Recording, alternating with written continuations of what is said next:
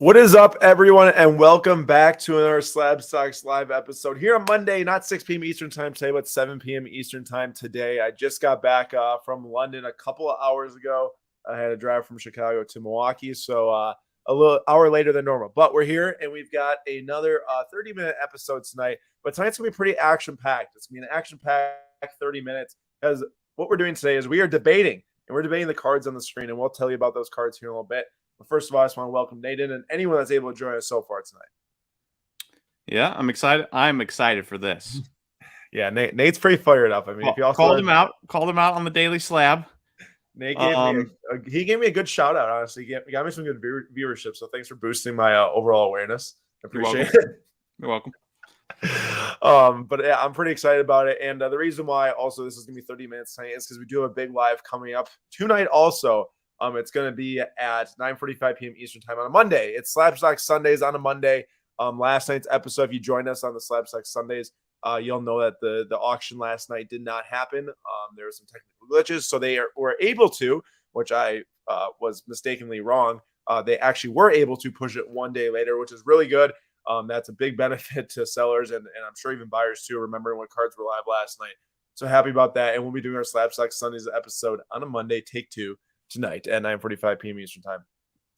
What is up, Jordan? Good to see you. Tim is in the house, and Julian says, "Cheerio, mate." What's up, Julian? Thanks for coming to tonight's show. All right, let's just jump into it.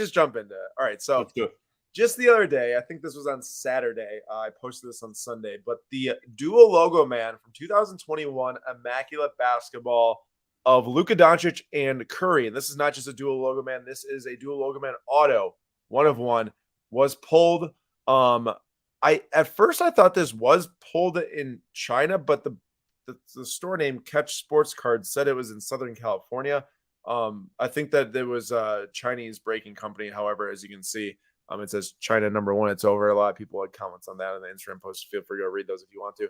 But we won't get into that. We will be talking about this card though, and specifically this card.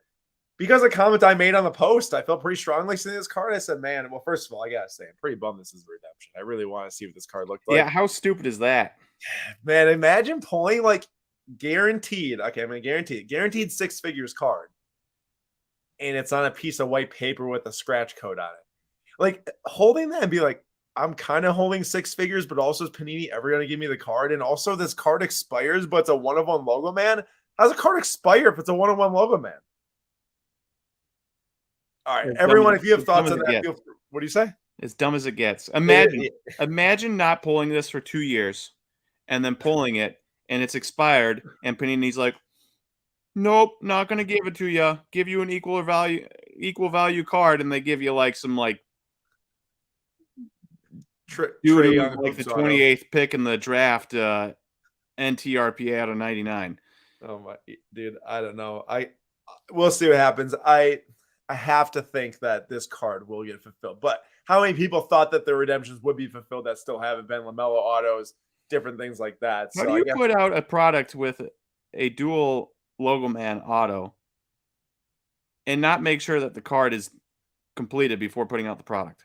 I got to say, what's even more surprising is that this is not the only one. The only dual logo man auto to sell from 2021, because I was trying to find what they'd actually look like. There's only one other one to sell. It was also a redemption. It's of 2 rookies. I think one might have been like Herb Jones or something. Can you believe that the 2 logo man duels that we've seen, both redemptions and also the date of the expiration is very intriguing because that's probably right towards the end of their license for basketball, to be completely honest. And who's to say that once that ends, Nate, do they care at all? No. Yeah. So that's a whole nother debate topic, I bet. But the reason why the debate's happening today is because I saw his card and I was like, man, first of all, like I said, I wish I would have seen it live. Call me crazy. And a lot of people did call me crazy. Call me crazy, but if this is game worn, which it should be, this, and then I put greater sign. Okay, listen, all I put was greater sign. I got people coming up with random things like you saying it's worth more, like I'm saying it's more iconic, like I'm saying that's a more important card at Nate. All I put is greater than sign. LeBron triple logo man all day, every day. I got 20 likes and I got 8 replies, 6 of which were calling me idiots or an idiot. So technically I didn't get ratioed, which is nice to see. 20 people liked it.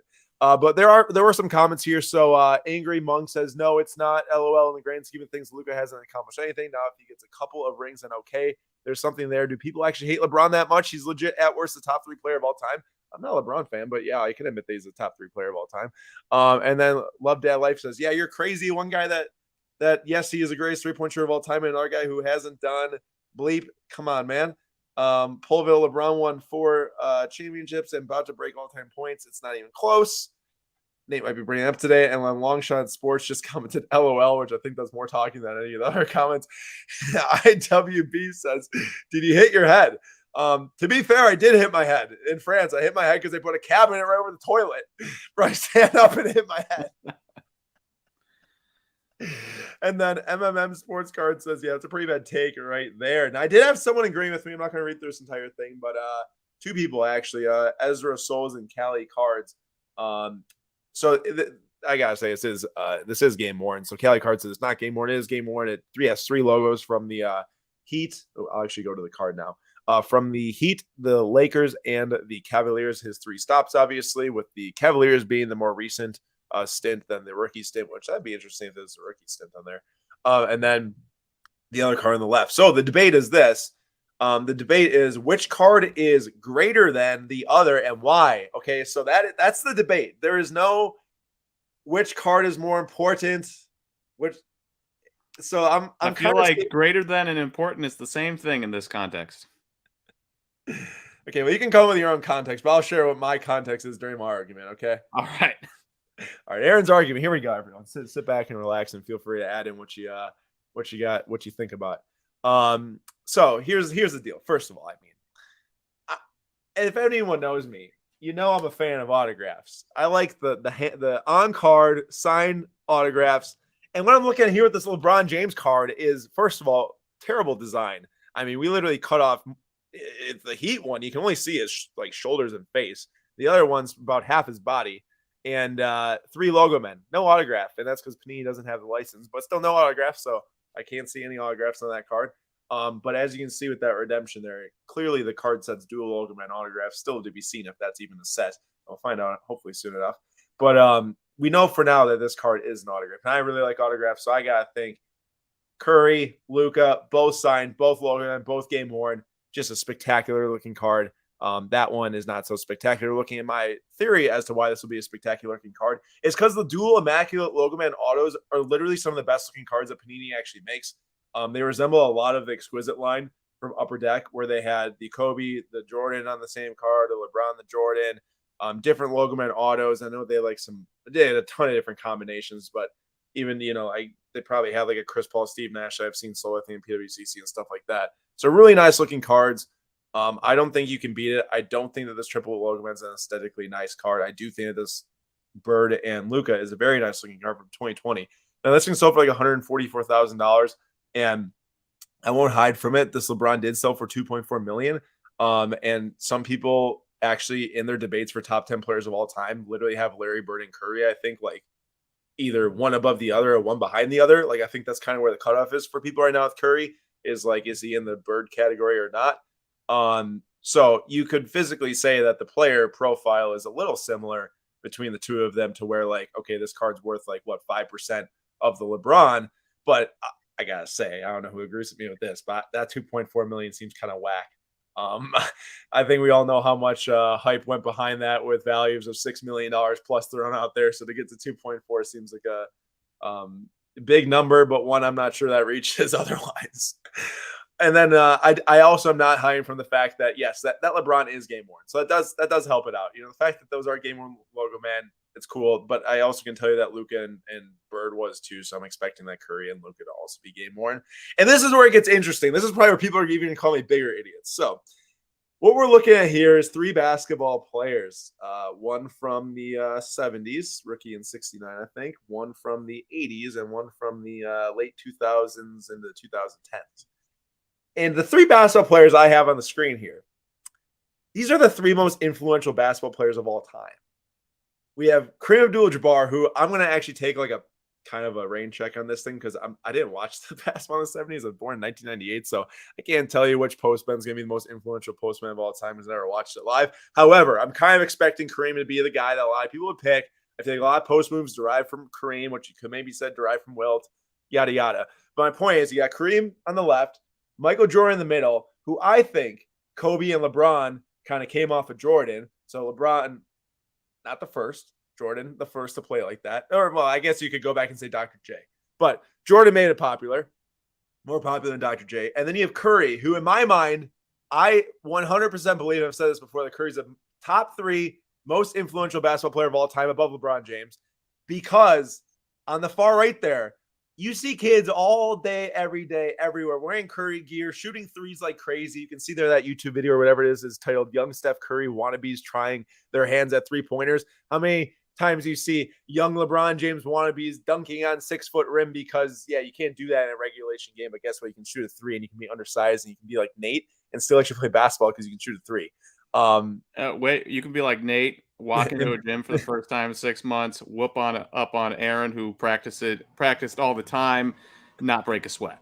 See, exactly. So my point remains that you can be absolutely it's true. And get lucky. I should be a Curry stand for life. Exactly. Curry stand for life, Nate Rodwell. Okay, and then I kind of got Jokic there. I mean, it's hard to draw a comparison directly from Kareem. I did some Googling, and Kareem said at one point, I think that Anthony Davis plays the most like he did, but Anthony Davis also barely plays because of injury, so I didn't really want to put AD there. But Jokic, I feel like he's got those post moves. He's got the technical side of it down where he's hitting the hooks, hitting all these crazy post shots. And then you've got Kobe in the middle, who I think really models game after Jordan, which I love both of them, Kobe and Jordan. But to me, LeBron's not a top 3 most influential basketball player of all time. He did have the best career of all time, like long-standing career. I'll agree to that. He is one of the 2 best basketball players of all time. He's not one of the 3 most influential basketball players of all time. And I think that Curry is, and Curry, in my opinion, I would rather have on a card. And then the next thing is with Luka. A lot of people are going to say dumb things about Luka, saying, oh, he hasn't won anything. I mean, guys, the guy's been in the league since 2018. Go look at when LeBron won his first finals, when Jordan won his first finals. Takes time for a lot of these players to win their first finals. Giannis actually did it quicker, I think, than both Jordan and LeBron. But Luka, like, just setting insane statistical records, as we know. He did that 60-point, 20 assist, 10 rebound game or whatever it was, just absolutely incredible. And the other point I want to make here is that being a soccer fan, like an international side to my card. First of all, Jordan and Kobe are 2 of the most influential international players of all time. I don't think LeBron's in that category. I think Luka being – I don't. You ask anyone worldwide who's more popular, Kobe or LeBron, they'll tell you Kobe. I guarantee you that Kobe's bigger worldwide than LeBron. Go over to China and see how much they used to love LeBron. Go over to China, bro. They're all Kobe fans. I'm telling you. I'm not saying that. Okay. No, like they've been Kobe fans. I'm just saying internationally, LeBron's a massive, massive star. No, LeBron might be the most well-known human being in the history of the world outside of Jesus. I think Kobe is a more important international basketball player than LeBron ever has been. If you ask some random kid in Africa if they've heard of Kobe or if they've heard of LeBron, I bet they've heard of LeBron. Okay. That's so random. But I'm just saying, I don't think there is a more more well-known human being alive right now than LeBron James. I will also tell you that you probably ask a random kid in Africa, they'll probably tell you Joel Embiid they know versus LeBron. So like that's a different argument. I'm talking from like historically a very basketball driven country, which now Africa is becoming. I agree with that. I think that Kobe, and I hope that people agree with me in here because I think I'm right, is by far the bigger star than LeBron and has been for a long time. It doesn't have to do with him dying. I could not vehemently disagree more with you. There's no way. Kobe is Kobe. We all know that. LeBron is probably the most popular human being, the most well-known named human being in the history of the world outside of Jesus. That's not true. That's not true because Messi and Ronaldo are above LeBron. That's not true. Messi and Ronaldo are above LeBron. I guarantee you that Messi and Ronaldo. I can guarantee you, I would bet a lot of money that Messi and Ronaldo are more popular than LeBron worldwide. Not Kobe. Okay, Kobe. Well, I'm telling you that both of them are more popular than LeBron and Kobe, but Kobe is more popular than LeBron. See, I just don't think you're right. I think there's huge populations of the world that wouldn't know. Here we go. Complaino Tomo in Asia, where I am from, definitely Kobe more than LeBron. Thank you for commenting. Thank you. I was thinking specifically about Asia, first of all, because Kobe is like Jesus in Asia. That is like I kind of see where you're coming from. I guess I'm not speaking to maybe like these, African pockets or European pockets, whatever it might be. But what I am saying is that when it comes to Europe, Luka Doncic is a megastar along with Giannis, along with Jokic. And I think having an international flair on this card, he played for Real Madrid. He's from Slovenia, I want to say. That's a big deal, I think. And Curry is also an international star too. So that's where I leave my argument, is that this has got so much. LeBron's not an international star. I feel like you hinged your entire argument on Kobe being bigger than LeBron, but we're only thinking of Asia. Well, and two, you just said that Steph Curry is an international star too, even though LeBron is a significantly more well-known. I will tell you that. I will tell you this. My Curry thing was just saying that, like, yeah, I get it. LeBron's an international star. I'm not saying he's not. My point with Curry, though, I should have made more so, is that, like, when I was a playground leader, bro, I see so many kids, and this was probably like 5 years ago when Curry was starting to become really hot, winning some finals. So many kids are wearing freaking Curry stuff. They're all shooting threes, like, way more influential than LeBron. Way more influential, because I'm not combating that. Anyone can be like Curry. And that's a good thing for LeBron. LeBron's a physical specimen. He's done it for a long time, but not everyone can be like LeBron. It's true. Right. And while I agree that a lot of the world knows Messi and Ronaldo, I just feel like we're undervaluing LeBron here quite a bit. Yeah, it's not even close. I'm just going to be real. It's not even close between those two and LeBron. Quite a bit. Anyways, to my argument, I will control these slides. All right, so here are LeBron James's games played. 1,409. 11 seasons with Miami, 11 seasons with Cleveland, 4 seasons with Miami, 5 seasons with LA. Number one, can you believe for a second that he's played now more seasons in LA than he has in Miami? That's really crazy, isn't it? It seems impossible to me. It does. Also, really quick, his point totals, Nate, are like spread even across the board other than Cleveland, where it's a lot more in play. Yeah. 266 games in Cleveland. Each one of these jerseys is from in Lakers, in LA. In LA, sorry. Each one of these jerseys, you've got the triple logo man. There's only 1,409 games to choose from where he had a jersey. Likely he doubled up some jerseys, and didn't have a new jersey every single game. So you could probably cut that in half. At least from what I know of NFL and MLB, they're not having a new jersey every game. I feel like that they do. I shouldn't be interrupting, but what I will say is that a lot of those jerseys could be gone to different things. So you're still probably right in your argument. So 1,409 jerseys with a logo man on it. I can't prove that they reuse jerseys, but I went on a tour of Lambeau Field one time, and they literally told us that they reuse jerseys and patch them up and stuff. So if they stretch that to NBA, assume that there's not 1,409 logo men available. Yeah, for jerseys. I get what you're saying. Now you have 266 games in LA, 294 games in Miami. One of each of those is used up in this card. If you go to the next slide, also some of those jerseys are just sold as game-worn jerseys and not used. This sold for $78,000. Worn in 2 games. Look at that. I could have just pointed to that. So definitely not 1,409. And also, that's at least 2 games used up by one jersey that wasn't used in a card. Nate's getting more confident as he talks, I can tell. So you can cut these drastically down to the point where logo men, game-worn logo men, not manufactured from Dick's Sporting Goods logo men, but game-worn logo men are rare, especially from a Lakers jersey or a Heat jersey in which he played significantly less games than Cleveland.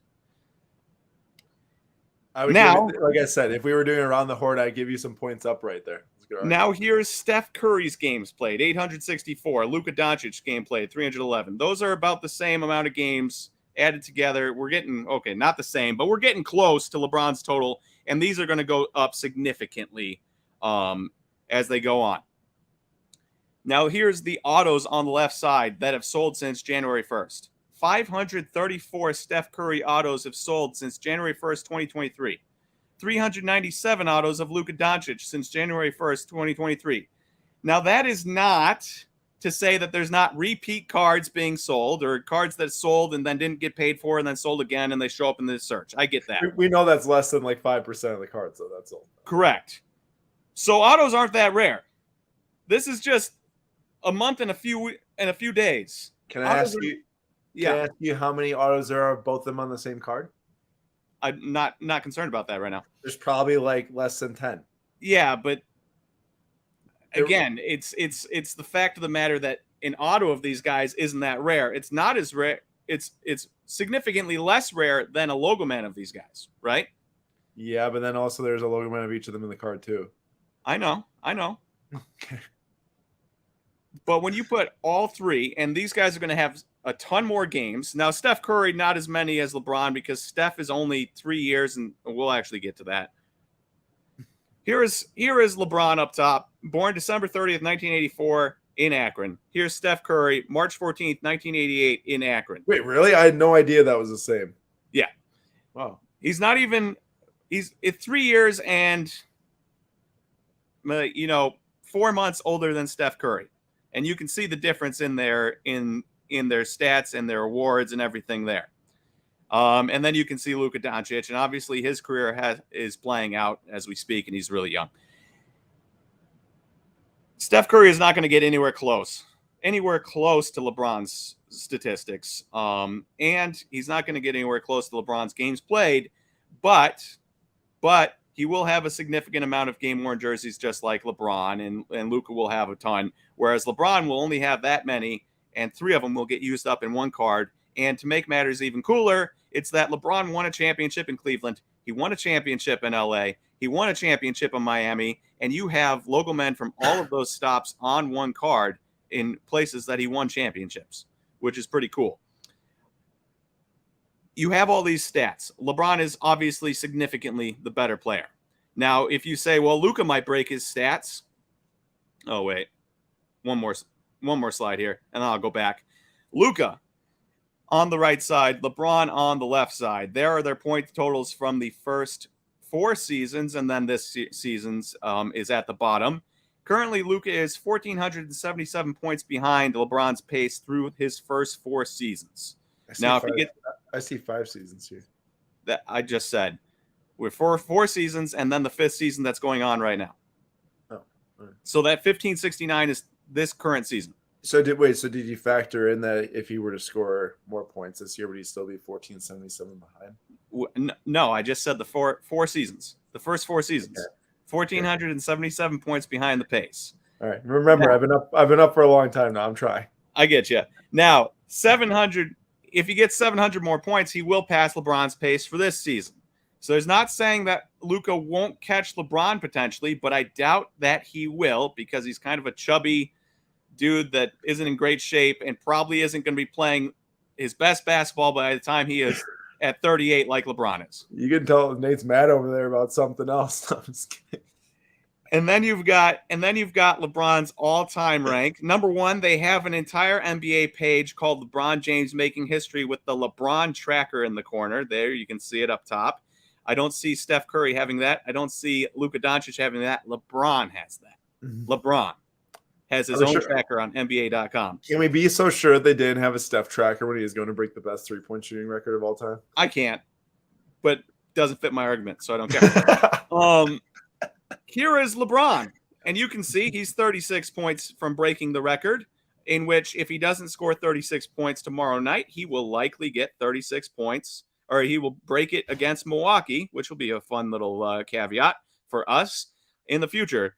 At the bottom there is Steph Curry, all the way in 39th, with that 29,000 is his minutes played, that 21,000 is his points. 17,000 points behind LeBron, despite being only 3 years younger. Steph Curry ain't getting anywhere close. Luka Doncic is off the pace as we speak, LeBron is about to become the all-time scorer, and he might not retire 2, 3, 4 years. And he's putting up some of the best basketball of his career at the age of 38. We're talking about the best scorer of all time. LOGOMAN, which are Wait.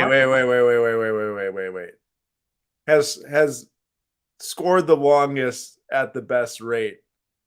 I'm not going to call LeBron the best scorer of all time. There's better bucket getters at the peak of their career than LeBron. Do they have more points? Okay, you're coming up with a very that's like the biggest like binary argument I've ever heard. But all right, hear me out. Luka Doncic is considered a very good scorer, is he not? Yeah, but Luka's one also of the best in the NBA. I don't think he's the best scorer in the NBA. One of the best in the NBA. Is he or is he not? Sure, yeah, that's fair. Yeah. All right. What was his pace compared to young LeBron, who couldn't shoot? Yeah. Okay, don't give me that crap about LeBron not being one of the best scorers in the NBA. NBA. No, you called him the best scorer of all time. You call him the best scorer of all time. He's about to have the most points of all time. And LeBron has Kamikaze says pass first mentality. I don't know who he's talking to, but LeBron is also a very good pass first mentality guy. Hey, I won't disagree. Could have scored way more. I think LeBron's top 5 in assists right now, all time, just past Steve Nash, and he's scoring this much. Like, that's insane. Yeah, I'm definitely not disagreeing with your arguments. First of all, so, wait, I'm not done. Okay. So, closing argument here: LeBron about to be the all-time scorer. He's going to blow away Kareem's record by thousands of points by the time it's all said and done. And that will be thousands upon thousands of points higher than second place by the time he is done. Mm-hmm. Kind of like Brady blew out every single record because of how long he played. Yeah. At a high level consistently for years and years and years. You get LOGOMAN that are rare. I get that the Steph Curry and the LUKA are rare, but Steph Curry and LUKA are not LeBron. And they're not LOGOMAN from 3 different places in which he won a championship in all 3 places. Yeah, that's impressive. You get all those on one card of the all-time scorer of all that, rarer than autos. Autos not rare. I get that it's cool to see the autos on card with the LOGOMAN. I get that. It's a sweet-looking card. Yeah, you can't tell me that Larry Bird and Luka is not a greater card than the LeBron James triple LOGOMAN, and not even close. All right. I mean, I can't really sit here and disagree with your argument because, like, I definitely see where you're coming from. And just to make it known, there are a few votes that have came in. Team Nate's got 57%.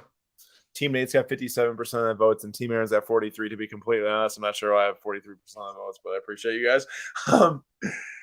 To me, like a lot of I had to find a way to try to argue this, obviously, but to me, I just think that this card is cooler than the LeBron triple from like a coolness standpoint. Like, let's say Curry was on here instead of Bird, and that's really why I left the comment. Yeah, exactly. And that's why I left the comment. Like, there's no doubt that the LeBron's more expensive. There's no doubt that the LeBron's a more important card, to be honest, because there's a very likely scenario that if people really like this Luka Curry, that they make another one the next year too. I don't feel as if there will be another one of these made. If he does make another one, I don't think that's a good idea because this really was. I would say this was one of the single biggest, if not the single biggest chases of a card of all time that we've seen in sports cards. I know there are some big other chases that have been out there, but even Drake obviously was cracking cases trying to find this card. And once it was hit, he was gone. He was gone for a long time, and still was gone. It's true. So in the end, feel free to leave some comments. Nate's got over 60% of the votes. So yeah, we'll end the poll there. So congrats to Nate for winning this debate, voted on by the people. I gotta say that LeBron's career is like by far the most impressive. Like, to do what you've been doing like that for that long and having relatively good durability aside from a couple of years in LA where there was some injuries, is extremely impressive. Now, I will still end off and refute that he's not the single greatest scorer of the basketball of all time, but I will say that he has been the best scorer for the longest amount of time, and in the end, points talk. So I think that peak KD and peak Jordan are probably better scorers than LeBron. I didn't watch Jordan, so you can call me stupid for saying that, but just from what I've seen and looked at and read and stats and all that stuff. I am sometimes curious if LeBron just put up as many shots as Kobe, what would happen? Oh yeah, that'd be interesting. I think it would almost hurt his game though if he did do that. Like Yeah, I know. It's just one of those things that it's like you can't go back. But man, would it have been nice if just 1 year LeBron was just like, you know what? I'm just going to show everyone what I can do and just shoot, shoot, shoot, shoot, shoot I constantly. I get that, but he also doesn't end up top 5 in assists in history then if he does that. Well, maybe one season right now there, but You know, Jordan says, Nate, what are your thoughts on Topps Gilded Baseball? Should he be listening to the Fridays Dinging Corners podcast, I presume? he should. This past Friday's Dinging Corners podcast, we talk about it. I'll give you a little hint though. I like it. He likes it. And funny enough, Jordan, I was doing some research and talked about Nate now before this episode, but I got a post coming on Instagram probably in the next 15 minutes about Topps Gilded and some sales from it so far. Yeah, no, I love Jordan. Don't get me wrong. Couple more things to end today off. So you all saw Knight's arguments, not about that. I'm gonna answer a question from Jordan from earlier. Won't take too long to do this, but Jordan, the reason is because I will be having some content come out on the trip specifically. So Jordan says, Aaron, we have time to talk about your trip, highlights, favorite pickups. How was the show? So I did talk quite a bit actually about the trip yesterday, mostly about the soccer matches. So feel free to listen to yesterday's episode for part 1 or take 1, I should say, of our Slapstick Sundays. Half of the episode is probably me talking about the trip. As for the show, I'll give some quick overview. Not like an insane amount of people, I'd say, like traffic wise. However, I think that made it better for the first show. It was set up extremely well. CardCon did an insane job with making it feel like, honestly, is that like an American show over there? Like it didn't feel like you were just like in a side gym hall, kind of walking through, all the small tables. Like it was very well done. eBay, PWCC there, a lot of other big sponsors, a lot of really nice soccer cards. It's basically heaven for me for a show. I went to the Bolton show last year, just smaller, but this show had a lot of great offerings. Picked up a lot of really cool stuff. Jordan, all of those are pretty much going to be in the video that'll be coming out. I apologize for the delays. I gotta say it was a jam-packed trip. I'm very tired. You all will see me back here for live again tonight, but I'll make sure that video comes on. You'll see more of a look at what the trip was. I wouldn't do it justice just sitting here and just talking about that without you seeing some things from it. So I will just hold that for that video, and it will be coming. No, it's all good, Jordan. Don't apologize at all. I know you were busy traveling and everything like that. I appreciate you for asking, honestly.